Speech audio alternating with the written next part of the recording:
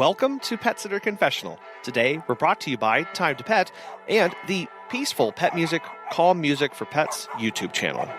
What's the mindset we need to have to grow and scale our business? How do we go about building and managing a team?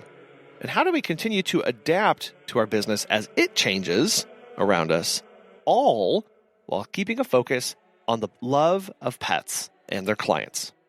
Amy Garrison, owner of Oh My Dog Sitters, joins the show today. Let's get started. I'm Amy Garrison. I own Oh My Dog Sitters in Olympia, Washington. I started Oh My Dog in 2017 with a friend of mine, actually. It kind of came about. I had a dog who her back end basically gave out. This was back in 2013. And we knew that she had hip problems because she'd broken her leg as a puppy. And at a year old, her hips already looked bad. And it all caught up with her when she was about 11. So we took her to hydrotherapy, and she went to hydrotherapy, massage, and acupuncture and laser therapy. And we rehabbed her, and she lived for another year and a half after that. There were several times in there we really thought she was done for, but she was just like, when her back end gave out, she was running through the yard with the other dog, and her back end fell, and she just kept going. Like, I don't need those. So I was like, what do you do with that? Oh no. And she was always very happy and a really good patient, and she got to where she could get up and move around on her own, and she had a good life until a tumor took her out. But so while I was there, this is where one day she also had a tumor on her wrist that got larger than I expected it to. And it kind of broke open on the bottom. And so when it was healed up enough to actually put her back in the treadmill, I kept it wrapped up all the time so she wouldn't knock it on things and make it bleed. And as I'm wrapping her up one day, the person at rehab, who actually became a friend of mine, we just got to talk, and she's like, you should do like respite care for dogs. And she actually ended up starting the business with me originally. And then situations changed, and she had to have a full-time job, like with regular hours and pay. So she left me, but all was good. But we originally started with a real lean towards senior dog care, senior pet care, special needs animals, dealing with long lists of instructions and not making people feel bad about that. Because I know when I would hire a sitter, I'd be like, okay, well, here's my dog, and here's how you have to get her up and around, and here's the 5 medications that she takes and the 10 supplements that she takes and all of the things. And I just felt bad. I'm giving you this huge list. And so when I first started, for sure, and I'm like, people would be having that same reaction. I was like, oh, I've been there. I am very familiar with this. So if you look at my website, you'll see it still references a lot of that aspect of things. For now, I'm actually going to have the website redone, and because we've grown a lot, and I have employees now, and they don't all have that same background. I'm actually going to remove the medical aspect of that. And I mean, I'm not a vet tech or anything like that. It's just life experience with some very complex dogs that I've had. Yeah. But so that's kind of how we started. It was a slow start, but it's just like kind of, the first year was pretty quiet, and then it kind of doubled, and then it doubled again. And then there was 2020, and it didn't double that year. But 2021, it came back with a vengeance, and we hit 6 figures last year. Or in 2022, we hit 6 figures. And then I think in 2023, we grew like, I think it was a 41% increase between 22 and 23. Wow. I think between 21 and 22 was like a 78% increase. or that was the year. Anyway, one of those years. It was a lot. Yeah. So it's been kind of just we've just been running for like 30 years. Well, that's you mentioned, like the slow start. And I know a lot of people, when they start their business, that slowness is incredibly frustrating, right? Yes. Of like, oh my gosh, can this train get out of the station yet? And a lot of people, they quit or they put it off to the side because they don't see those results. And it really is something that giving it really is a logistics curve where it takes so long and then it's just this rocket up. Did you have those feelings of frustration in the beginning days, or what was that like? A little bit. I'm kind of fortunate. I was in a position where I didn't have to have the income, right? So that relieved a lot of the pressure of, I have to do this, I have to take that job, I have to do, it took away the panic that if this is a terrible idea and it doesn't work, well, I guess I'm just out like, the startup costs. And it was, gosh, I remember like in 2020, I was doing, because there was nothing going on, which is that's when I discovered the groups on Facebook. I had no idea that any of the pet sitter groups were out there. Any of this stuff was out there. And I don't know what made me look it up one day, but one day I just put in the search bar and then it was like, boom, a whole world of things opened up for me. And I think I was doing one of Kristen Morrison's courses, or when she did like the 30-day things that she was doing. Yeah, those challenges. And so I started doing some goal setting, and at the time it was me, and I had an independent contractor who was pretty part-time. And I was like, I want to have, my goal for 2021 was 40 visits a week for the two of us combined. That was the goal. And I'm like, man, now that's like nothing.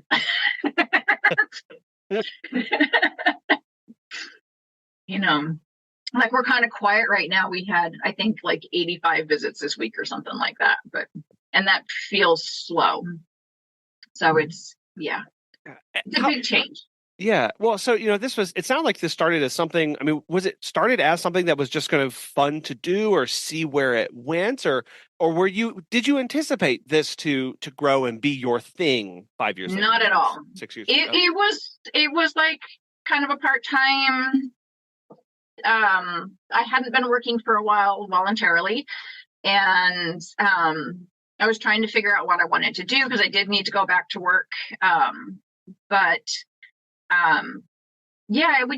We were winging it, really, is kind of what it boils down to. I did not anticipate what it is now. I absolutely did not anticipate that. And that's one of the reasons why I'm kind of always behind the curve, because it's just going and going and going. And I was like, I'm still trying to get stuff done from back here. Like last year, I was going to have somebody redo the website last year, when I'm like, oh, it'll be slow in January and February. And then it wasn't that, it was twice of what it was the year before. And I was like, I don't even have time to sit down. I haven't even sat down and figured out what I want to tell the web designer I want. Mm-hmm. Right. And I'm not going to hire her and just be like, yeah, take a guess.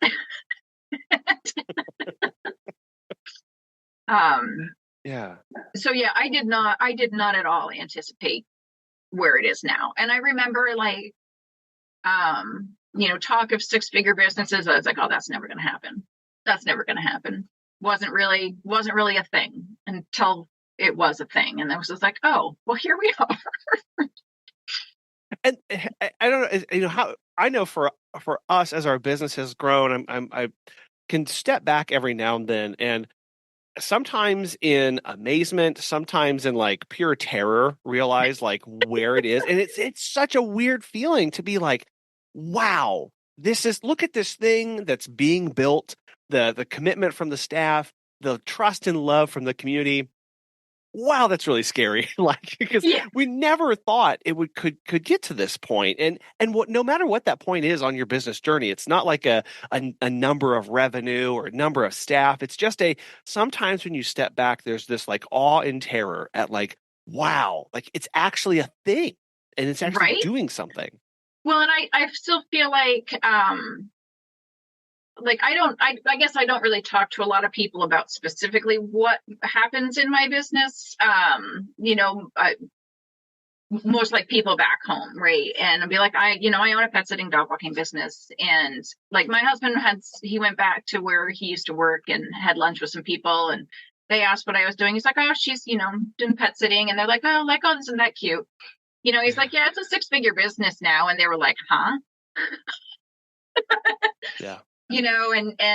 I feel like people don't really, I mean, I guess I can't blame them. I didn't really expect it to be this either, but people don't really grasp how it all works and what's going on with it. It's just, they know I'm busy all the time because I'm never around when they call. And it is that too of because it's something so far outside of many of our own backgrounds, right? Like I've talked with people before about kind of how our business operates and stuff, and yeah, their eyes kind of get really big, saucer-like, and they kind of start looking around like, "Is this real?" And I'm like, "Oh," and then we do this, and we have to this schedule, and we've got to do route planning, and the number of people who are like, "You were in the logistics management, like you were like Amazon at that point, you were like UPS in route planning and staffing and knowing where man hours can go and all this stuff," and it's like, oh yeah, actually you're right. Like this is actually a really big thing. And no matter the scale at business, if you are working as a solo sitter or if you have a team of 40 sitters, like it is still a complicated monster, right? That we get to tackle. This schedule, actually, I do use my time to pet schedule to demonstrate to people what's like. If I'm talking, I'll just pop up my computer, like this is what it looks like, and they're like, the eyes glaze over, like how do you even do that? Yeah. And because the schedule really is the hardest. It is the hardest thing, but on the list of hard things, the schedule is really up there. I kind of like it though. It's like a giant puzzle. And I do get some satisfaction out of getting all the pieces into their right places. And sometimes my best laid plans just fly by the wayside because things happen and people get behind. I was like, oh, I had this grand coordination plan and it didn't work. But we adapt and go on. But have you heard of Time to Pet? Doug from Bad to the Bone Pet Care has this to say. Time to Pet has made managing my team and clients so much easier. Our clients love the easy-to-use app and scheduling features, and our sitters love being able to have all of their information organized and easily accessible. My favorite feature is the instant messaging. By keeping conversations on Time to Pet, we are able to monitor our team and ensure nothing ever falls through the cracks. If you're looking for new pet sitting software, give Time to Pet a try. Listeners of our show can save 50% off your first 3 months by visiting timetopet.com/confessional. Well, and that busyness too, like you mentioned, you feel like you're always like working on yesterday's work today. And in that feeling of I'm never quite caught up, there's always something extra. Is that motivating to you? Or because I know like for me personally, when I start to really look at the clouds and start realizing where I'm not getting to and how much work I get defeated, right? And I start to retract and I go, no, actually I'm not. But I know a lot of people get energized by that and they're like, yeah, more things to do. No, I get a little overwhelmed by that. And I feel like a lot of times I'm like apologizing to my staff because I'm like, I'm sorry, I haven't got that done yet. Sorry, I don't have that done yet. Sorry, I don't have that thing worked out yet. Sorry, I don't have that employee handbook actually out to you yet. Sorry, I don't have SOPs written yet. So and that's where one of my biggest struggles has been is trying to actually get the systems in place so that they can do it without me. Yeah. That's like, I also have kind of a lack, my background, I've had various jobs. Almost all of them were very small businesses, not corporate things with structure and employee reviews. And I think I had a job with an employee handbook once. Maybe. I don't know.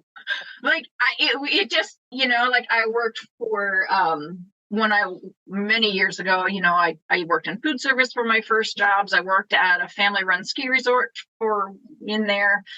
I worked at a family-run flower shop for a long time. I worked for a sole proprietor sign shop. Like I used to do vinyl sign design and application. And it was just like, there's like 5 people that work there. And then I was a realtor in Montana and Alaska.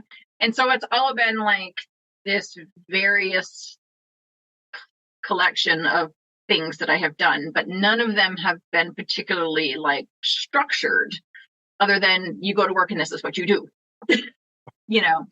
So I've struggled with like, how do I create policies?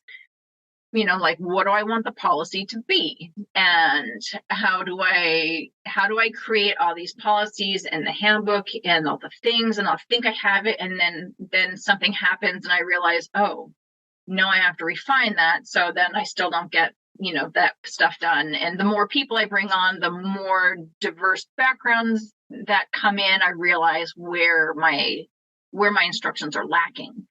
And so then I'm like, oh, I kind of fix that in there too. Yeah. And then I had an employee who had been practically full time, and she left in November. And so then and I think that's when originally like we were in contact, and I was just like, I had just onboarded 2 part-timers and then she left, and then it was like, oh crap. it's November, and so then I'm still out on visits. So that's also the problem. Like I need to not be doing visits. I need to create proper instruction and delegate a lot of the things that I do to my staff. And that's my thing this year. It's like I need to, well, there's always one that comes up that I'm like, oh, I'll still do that one. Like we took on, so I live in the capital of Washington, and it's legislative session right now. And it's like, we've got some clients that are just they're going to be daily visits through the session, because when, they work really, really long days during the legislative session. And so like one of our current clients is a blind dog. And so it's like, well, I can't just send everybody, because right now my daily staff kind of rotates. So it's like, I'm not going to send everybody in with the blind dog, right? Like it's a new client. It's a little sensitive as far as like, there are things that, because he can see light and shadows. And like, sometimes if it's bright sunlight, it changes how he perceives things when we're outside. And so I was like, okay, well, it's just till March. I can, there's 2 of us that will take care of this dog, to kind of keep things a little stable for him. I have to stop doing things like that. It's a reflex though, isn't it, Amy? We're like, as we've brought on staff, I know you mentioned this, and I really like when you said that, I was like, right, like diverse backgrounds, like recognizing like Megan and I, we've been doing this for 12 years. Like the things that I look at and I go, yeah, no problem. I got that. We can do that. Realizing like, did I train our staff to do that? Right. Or is that my skill set? Is that my wheelhouse? Oh, okay. Maybe I need to start changing this a little bit, because we can't always be the saviors that step in and take things over, because that's not the goal that we have for our business. And that does mean that necessity means that we are going to have to change the kind of visits and care that we give if our goal is to not be in the field doing that work anymore. And that's a struggle. Because we get requests, and my first, that's easy. I'll do that. Absolutely. Oh, you have a 70-pound reactive dog. Oh, that's no big deal. I can do that.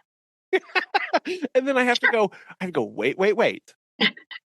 And it's not in this discussion, it's like, it's not we don't have well-trained staff, or but it's like, that's not where their strengths are, right? That's not where their history is, where their passion may be. And so working in that and going, how does this work as a team to continue to provide a high level of care, but maybe not for everybody. And that's hard for us. And especially because I used to take everybody, when we first started, there's a longtime cat only sitter. I think she's been in business since, I'm going to say maybe 2002. I haven't looked at her website in a long time, but she moved across town. She scaled down her service area a lot, and I still don't actually know how she found us.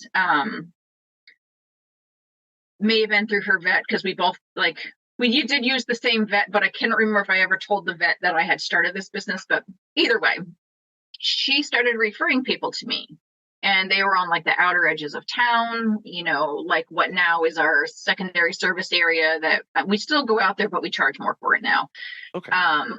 Some that were farther away, some that, needed more visits later in the day. And she kind of just pared down and sent a lot of people to us, which was a beautiful thing, because it's really like, that's one of the ways that we first got started, was referrals from another pet sitter. Okay. And I had never met her, and I didn't even meet her.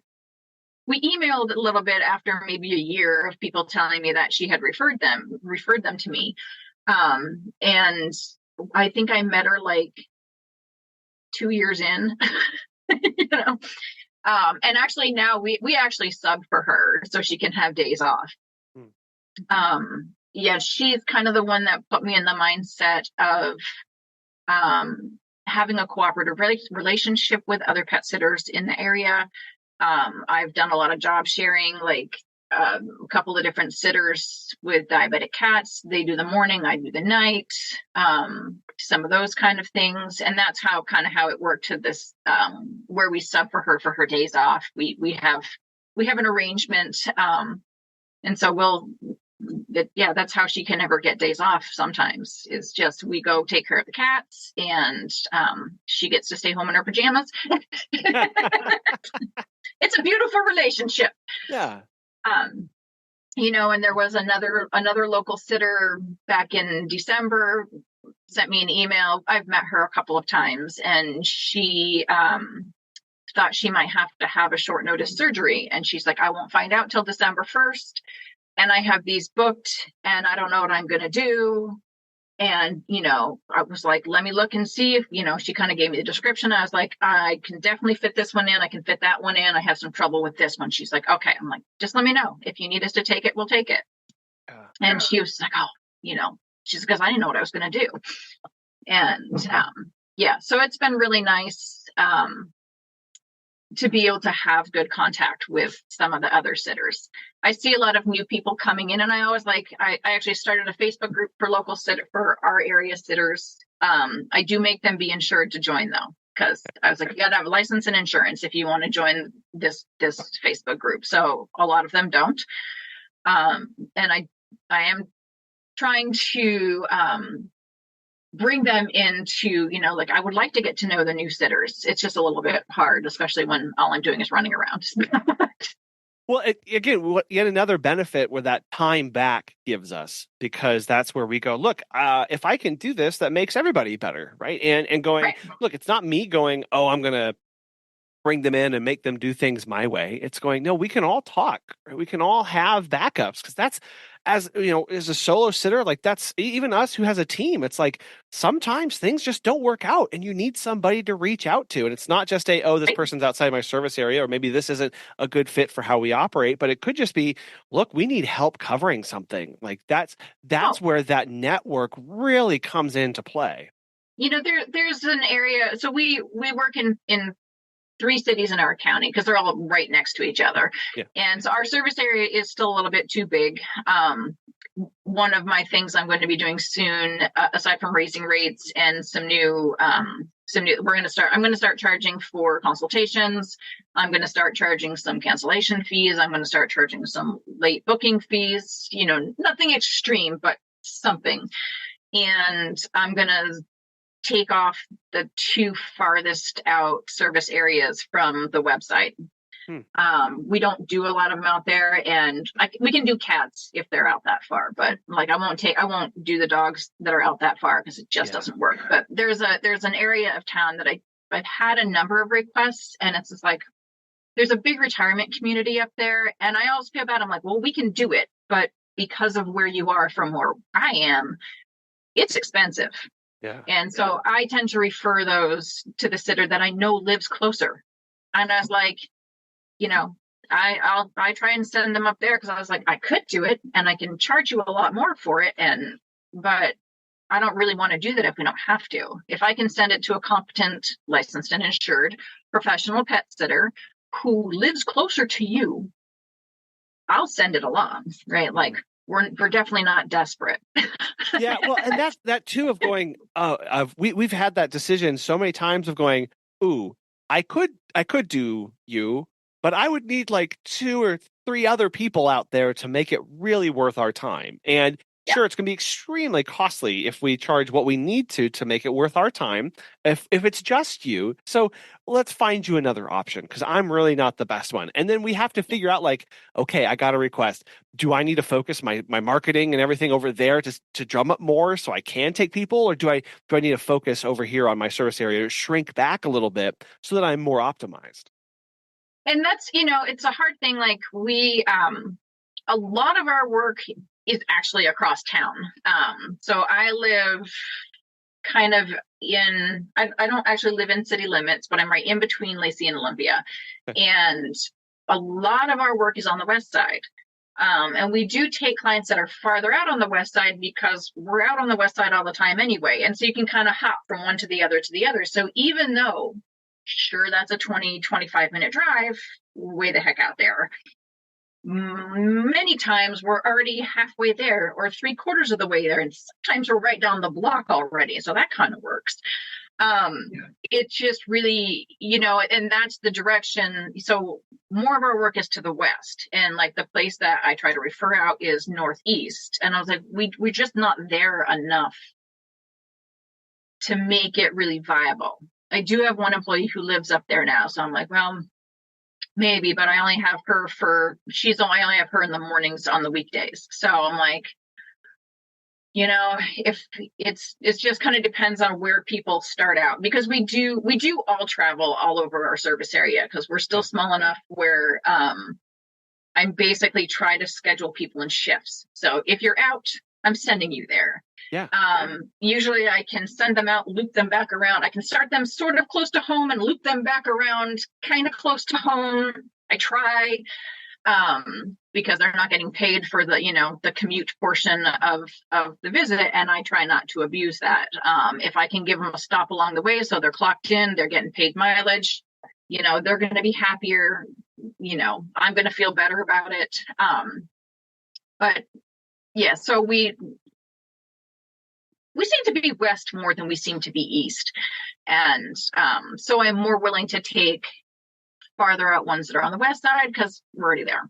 Yeah, we've done that too of when we get those people that are requesting it and they're really far away. It's like, well, I have nobody else out there, so I can't take you on. But sometimes people request further out, and we're going, well, I'm kind of already halfway or 3/4 of the way there, so I can add you this weekend, but this can't be a consistent thing. And if we're looking as a business to have more consistency in the kind of clients that we're booking, we know that the client also wants consistency in who's serving them.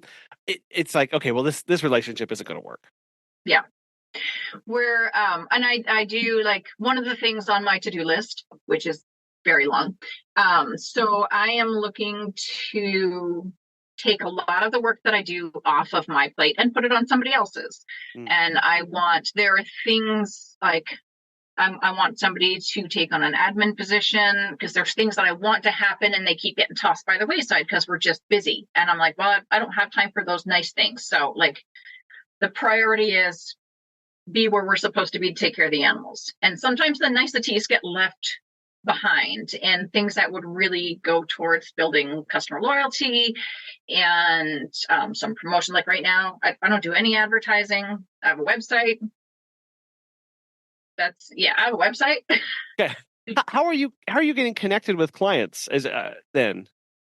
So either they find me on Google with the website, and on the website, I try to be very I do need to tweak things, and like I had said, take kind of the medical aspect of things off of there, but they can see our service area, they can see our pricing, the pricing differences, like all the things are there. So I'm like, please don't call me and ask me these questions, because I'm like, I'm just going to send you the voicemail. My voicemail at this point refers you to the website because that's where it's at. Yeah. And we get referrals from other pet sitters, from our clients, from my vet is actually a really good referral source. She actually sent me an employee too. Okay. It's good to have a good relationship with your vet. Yeah. Like she also like really appreciates the fact that I take care of my aunt. When I go into the vet, I'm like, yes, do the things, do the blood work. We will get the medication. I say yes. They like that. And yeah, so it's basically Google and referrals. I have cards at other vet offices around town.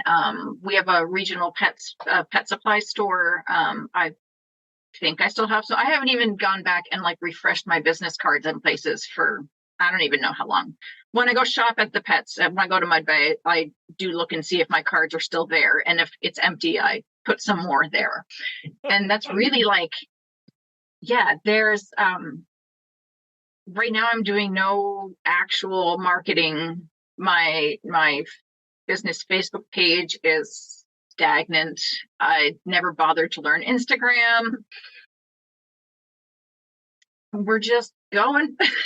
Yeah, well, and I think it's a reminder of focus on something, right? And it's not everything. I think too often we business owners, we get caught up in like I have to be doing everything all of the time. I have to post on Facebook every day, all the time, and nobody sees it, so. Yeah, and I've also got to be doing Facebook and Instagram and TikTok and Twitter and LinkedIn, and I have to be running a blog, and I have to be boosting these things and running this ad and going into talking to people and just stopping and going, no, what do I have time for, and what's actually paying off? Fostering that relationship with that vet, continue to go that way, right? Like if that's working, we're going to double down on that every single time, and build those relationships too with those referrals. My when I get all my stuff together, so I did also start a dog walking club back in, was it 2020 or 2021 when Tracy Bisson had the master class on that. I was part of that. Okay. And I actually did I have picked up clients from that, and then also that client referred me to other people. I would really, really like to get that functioning again. It kind of went by the wayside, because I started it and then my dog died. Mm. And I was like, well, I can come to the dog walking club and I have no dog. Yeah. And then I got another dog, and that was both of those dogs were senior yellow labs when I adopted them. And my second senior lab, she couldn't walk very far. So that kind of worked for a while until it didn't. And then we adopted a younger dog, my foster fail, in 2022. And I was like, she could go, but she was afraid of everybody for the first year. I think the last club walk I did, my dog refused to walk because she was scared of the giant Malamute puppy. Oh. And she wouldn't move. She just was like, she froze and was like, I couldn't get her to go anywhere. And I was like, well, this is a problem. She's much better now. Now she would go, but I haven't had time to actually resurrect the club. Yeah. But I think that my first marketing things, when I get through my list a little bit or need to do the things, I would really like to get the dog walking club going, and also I want to start a client referral program because I haven't done that either. And but those I think will be the first steps to to doing some marketing. The dog walking club, what are some basics for that? Because I know that's something that I've heard a lot of people like mention or like say how to do it, but like, how are you approaching that and making that work for you? Or like, what are your thoughts of when you bring that back? So what I feel like I need to do, consistency was a problem with that. And then trying to, like, when I would have time. When I started it, we weren't all that busy. And then, like I said, my dog died and I didn't have a dog. And it's kind of weird when you show up and it was very small. We'd get like 2 or 3 people who would come, and I'm like, I'm here and I have no dog. That's weird. But I feel like so it's a Facebook group. I do also have well, I don't think I actually have the website. I have the URL reserved. I bought that. It's Only Dog Adventures is my dog walking club. Okay. And so it's a Facebook group. I think there's probably 300 people in there. Not that there's any activity, or, by no means would there be 300 people. We were lucky to get 5 people to show up, but I also wasn't doing it on a very consistent basis once we kind of got rolling. Because then like I said, in 2020, like about June of 2021, we just got hammered busy. And every time I think, okay, I'm gonna schedule a walk and we're gonna do this thing, and I was like, I am so tired. I was like, I have like a 3-hour window in that day, and I think I'm gonna stay home. What I would really like to be able to do is have one of my staff members manage the Facebook page and actually engage with the club. And because what I envision it to be as a good way for people to get to know us and to get to know our staff and to get to see how we interact with dogs without having to book us first. And, for those that are like, well, I don't know, like, I'm not really sure about a pet sitter. I'm not really sure about a dog walker, like having the stranger come to my house. I feel like it's a good way for people to get to know us with no real commitment, right? Like, and actually the client that I definitely did acquire from the dog walking club, I think I must have still had my lab then. And she was the only one who came on this walk. So we had a nice chat, and she was trying to get somebody to come over Thanksgiving, and I actually had some availability. So she's, been a client for a couple of years now. Yeah. So I think it's it has a lot of potential for client acquisition, frankly. Yeah, well, and just again building those relationships, and I love that the goal to build that trust and let people see you, because that's something of going, man, how do we communicate what we do unless they book us? But they're not going to book us unless they know what we do, and so it's like this chicken and egg problem, and we're just going to circumvent that entire thing and go, you want to see us in action? Or basically, like, here we are. Do you want to walk your dog with a group of people? Cool. You're also going to see how we do that and get to know people relationally. Yes. With the masterclass, she also had ways it could be an income producing option on the back end of that. But I didn't ever do any of that part. Really, we just got as far as, getting the group set up. We went and it's also part of the purpose of the dog walking club is to get to know there's a lot of nice outdoor areas here. I mean, I live in the Pacific Northwest. It's gorgeous out there. You can walk on trails in the woods, but if you're by yourself and you don't know where those trails go, it's a little intimidating. A lot of pet owners don't know how to react when their beloved pet is facing a bout with anxiety, noise sensitivity, or depression. However, various studies have shown that animals react very positively when calming music is played for them. As a trusted pet sitter, have your clients check out the Peaceful Pet Music, Calm Music for Pets on YouTube, where they can give their pet the best chance at relaxing while they're away. From peaceful melodies to soothing nature sounds, this YouTube channel is the go-to spot when your client's pet is anxious and you don't know where to turn. Complete with beautiful and vibrant animations, their videos will become your home for the tools needed to keep the client's pet in a state of peacefulness. Be sure to subscribe to Peaceful Pet Music, Calm Music for Pets on YouTube and hit that bell so you never miss a moment of calm.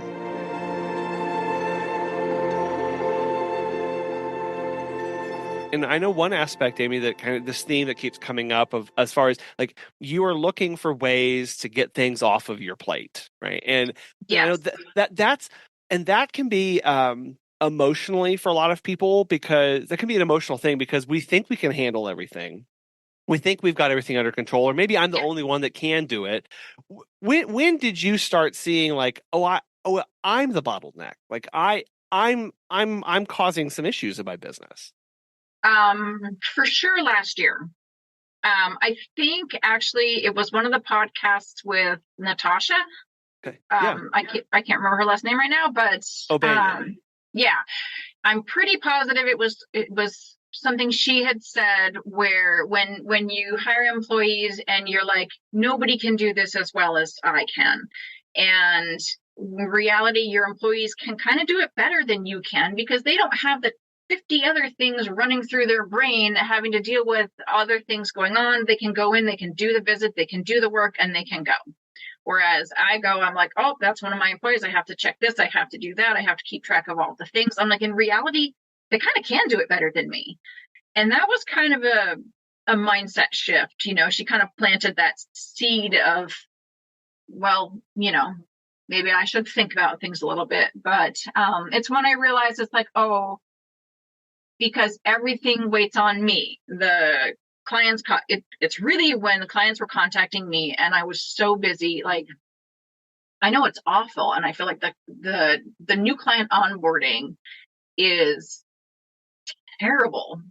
Like, people will wait sometimes days for me to get back to them, because I'm like, I just can't do it, because I'm here and I'm here and I'm here and I've got this and I've got to get the schedules and I have to get payroll done. I'm like, well, I'll call you back someday. And that's what it's really been like for many months of like, my new client onboarding is terrible. And we still grew 41% over last year. Yeah. Wow. I'm like, this area clearly has a need. And there is so much potential for this business if I can get the systems in place to make it run. And that's that. But basically, I realized last year that I'm the bottleneck. I'm the one that has the new client contacts. I'm the one that does the meet and greets. I'm the one who's doing the scheduling. I'm keeping track of, you know, if there's a problem in the field, like my employee just called me because there was a problem. And I'm like, it's all me. And I'm exhausted. Well, and like you said, like, oh, like there's so much potential here. And is my business growing because of me, or kind of like in spite of me? Like, In spite of me. and that's not a good feeling, but sometimes we have to admit that, of going like, oh, if I weren't the one doing this, we'd be in a better position. Or if I wasn't the only one doing this, the company would be better off. And that takes a definite you said mindset shift. I'm going to say a little bit of humility as well, because we're not. I'm not the be all end all of this, right. and just letting go of some things and going unless I do this, because you know, I also think of it like, do I want 10 more years of working like this, of doing this? Is that what? No, it's like, no, I would not want to do this. So going, how like, and kind of like what you're working through there. I mean, like, now, how do I steer this in a different direction? Yep. And so I actually wrote out the other day, I'm like, okay, I'm trying to line out, well, I'm also part of Janie Budnick's Pet Biz MBA. Yeah. I don't participate a lot, but I'm able to, I get the information through the podcast as I'm driving around going, I really need to stop doing this. So I'm working on an org chart, and some positions, some more responsibility for some of my employees. I've got a couple people who are interested in taking on more responsibility, even though I don't have them, you know, for a lot of hours. They are definitely willing to do more things for me. I do have, like, all of my staff is very good at, and they're like, you know, we'll take it. You know, they try to make things easier for me. It's me. The problem is me. I joke sometimes that I'm walking chaos, but you know, when the place that we really truly excel is in the pet care.